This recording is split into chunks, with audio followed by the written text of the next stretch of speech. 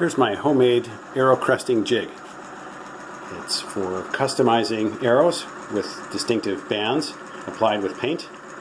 It's powered by a small fan motor, and the speed is controlled by a potentiometer. The most exotic part here is this chuck that was fashioned on a metal lathe out of aluminum.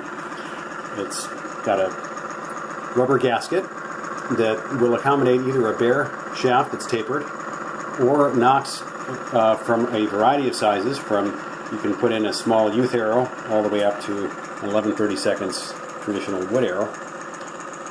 The sled tracks up and down the arrow shaft, so you can insert your pattern and trace it onto the arrow at any location you wish.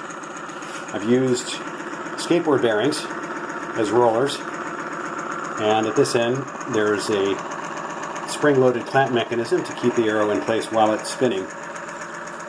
With the motor turned off, you can also use this as a spin tester to check the straightness of the arrow.